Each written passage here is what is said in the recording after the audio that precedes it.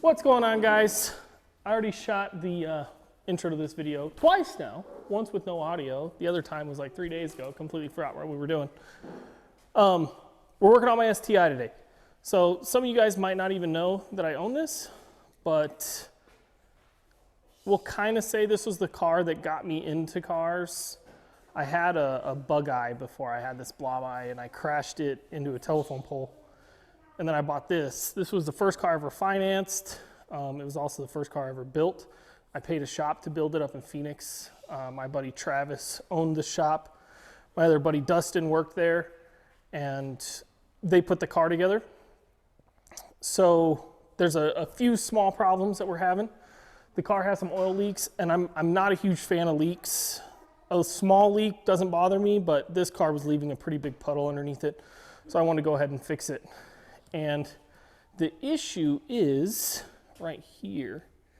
Let me get you down there. So these are the breathers for the head, and they don't have clamps on them. So they're just leaking like crazy on both sides, all the way to the catch can. None of them have clamps. So we got to put clamps on all those, and then we got to pull the downpipe off the turbo and get to the oil return, because it doesn't have a clamp on it either. Get those clamps on, and it should be all good after that. So hopefully not a whole lot of work today, but there is going to be some.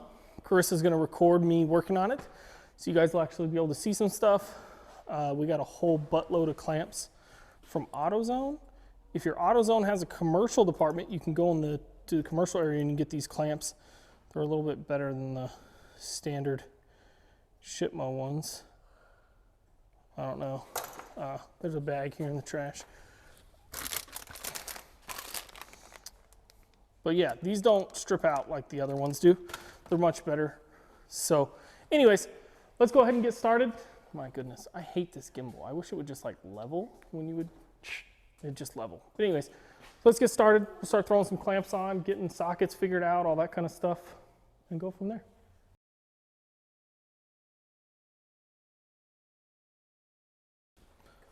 All right, so this side is all done. It's not the prettiest thing, but we got all our clamps on. So those aren't coming off. They're on there good. Started on this side. I got these clamps on. So now we just got to run them down into here and get them hooked up.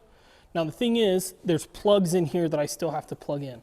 So I have wires kind of pulled out of the way and stuff. This blue plug right here goes to this AVCS solenoid, which is like cam timing, active cam timing. So we have to be able to reach that.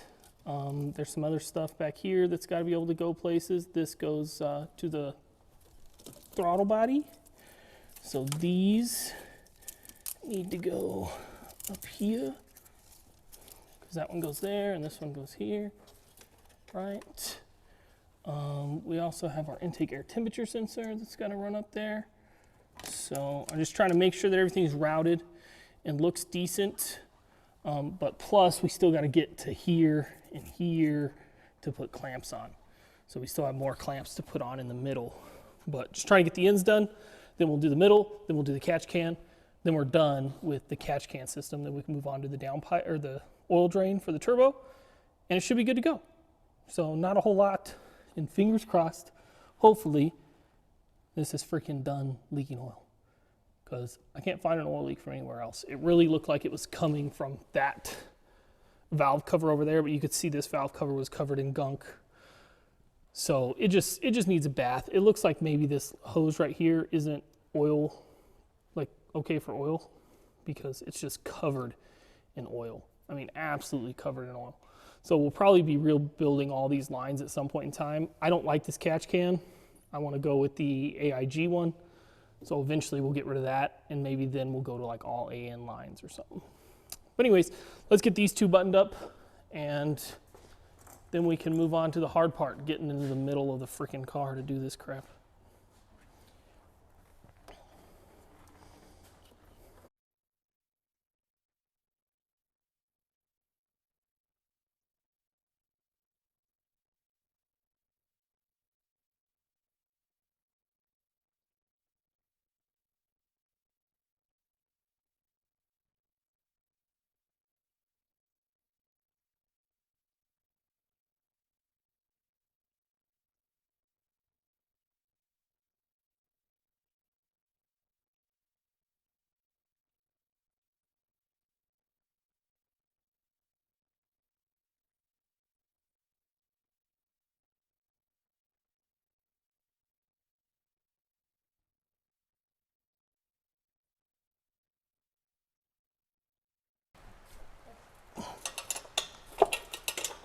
So we've got to get the downpipe off, maybe.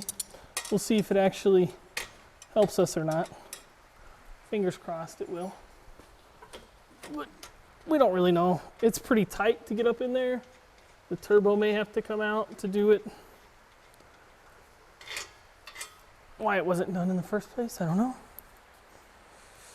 I mean, it's a tight fit, and it's just gravity. It's not like there's pressure there, so I assume that's why it wasn't done, but it should have been done. And it is what it is at this point. There's no changing it unless we do what we're doing, so.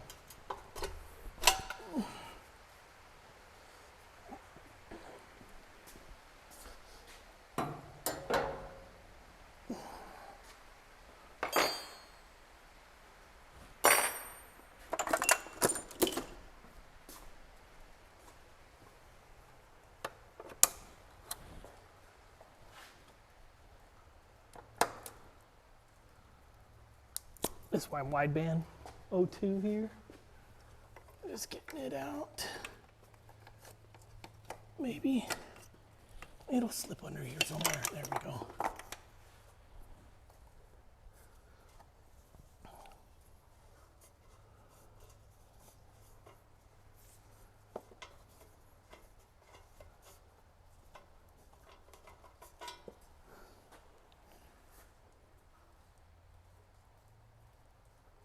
A little wet. Put it in the top so they don't get wet. Put it in the top, they still get wet. Condensation is condensation. It's going to go wherever it wants to go. Anyways, so that's that. Now we'll bring the car back down. We'll undo the V-band up there. And we'll bring this downpipe down this way. So, try and get it to sit on the hook there. It's not going to. Whatever. So, couldn't reach it from the bottom. So here we are on the top trying to get this turbo out, which is a lot easier said than done. It is a tight squeeze up in here. And all I'm trying to do is just loosen up these housing bolts so we can get it off the exhaust housing and just like lay it over here. But like I said, a lot easier said than done. Whoever put this in last time made it really tight. Oh, so it's a bit of a chore, but we'll get it. It was also a chore to get in here. It was a pain in the ass. I do not enjoy working on this car much at all. It's just so packed in here. The rotated kit and the front mount make it much easier, but it's still just a complete pain in the ass.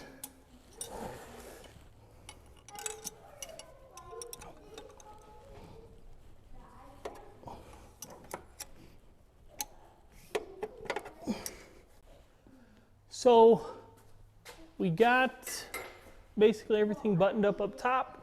We were able to get that clamp on there. We had to loosen up the turbo, release the oil drain, cock it. We were able to get up in there and get that done. So luckily, that wasn't terrible, which I thought it was going to be.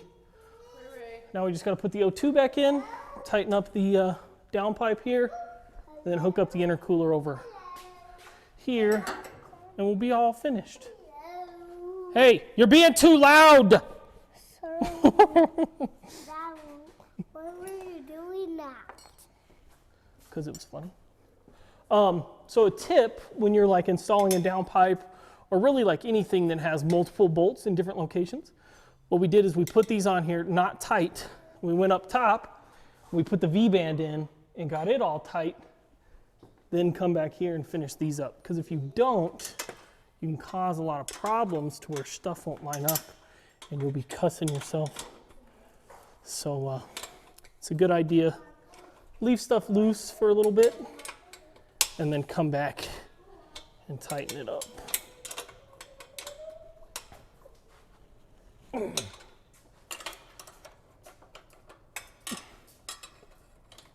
This one is not the same size as that one.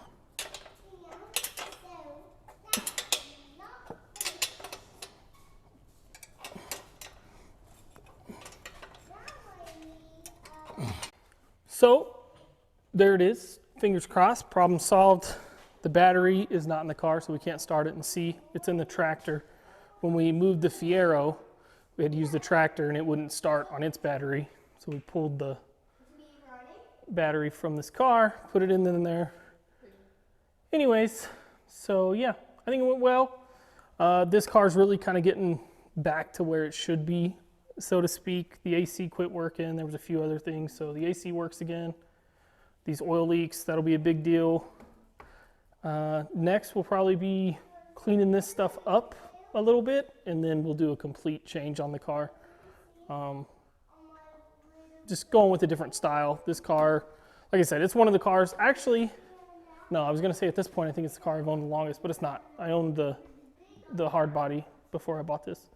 This is the second longest car we've ever owned. So it's been like this for, what, 3 years, 4 years? It's just time to change it. You know, the wheels, the tires are getting a little camber worn. It's annoying to drive. I want to put a different clutch in it, get different wheels on it, and it'll be pretty good then. So anyways, thanks for hanging out. Hopefully this is fixed and it's not a problem for us anymore. Next time we'll be working on that.